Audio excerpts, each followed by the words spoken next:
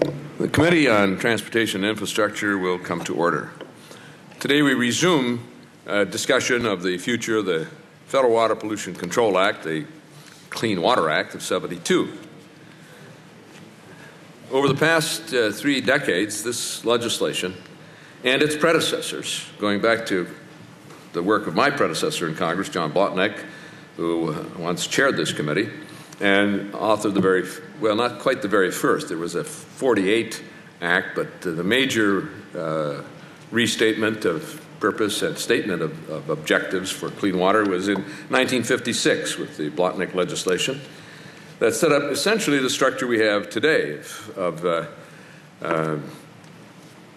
grants to municipalities, although the grants are gone now. They're now replaced by loans. But grants to municipalities to build sewage treatment facilities. As Blotnick said, at the end of the day, you have to build a plant to clean up the waste. 2, an enforcement program. 3, research and development. Those are essentially the 3 structures of the Act today. That initiative, the federal-state partnership created in 56 and 60, and restated in 65 and reaffirmed in 72, is still the cornerstone of this legislation.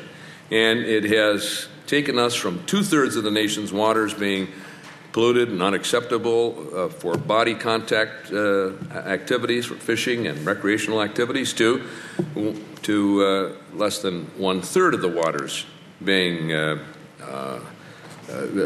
not meeting fishable and swimmable standards. We've gone from the days of the Cuyahoga River catching fire to soap suds floating down the Ohio Illinois River system, soap coming out of people's faucets when they turned on the water for drinking water, to dependable sources of clean water. For over 30 years, the industrial sector, agriculture, municipalities worked in cooperation with states and the federal government, the EPA, and the Corps of Engineers, toward the purpose of the Act stated in the opening paragraph: to restore and maintain the chemical, physical, and biological integrity of the nation's waters. That's the opening paragraph of the Act. And I say parenthetically, I was Chief of Staff at the time we crafted that legislation. Many of the House-Senate conference meetings were held right here in this room. We didn't have as many seats for members in those days. We only had these 2 rows. We had that lower row didn't exist at the time, so we had a big space.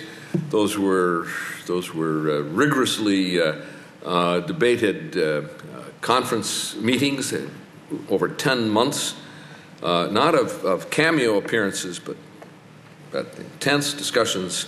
Senators on the one side, House members on the other, staff from both sides, and hammered out piece by piece the purpose and the specifics of that legislation.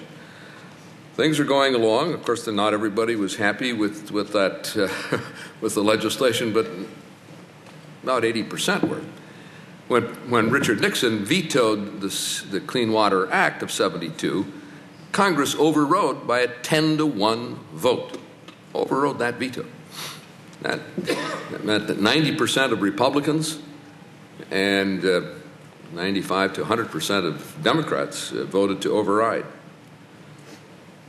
Then along comes the Supreme Court in 2 decisions: the Swank case, Solid Waste Agency of Northern Cook County in 2001, and the Rapanos 5 years later, that confused the scene. Justice Stevens said, quote, the decision needlessly weakened our principal safeguard against toxic water. Left behind in the wake of those decisions was what you can charitably call regulatory confusion, maybe even chaos. But I believe that we can correct it. I think we can take the effect of the 2 Supreme Court decisions, confusion, inconsistency, uncertainty about how to apply the Act, and repair it.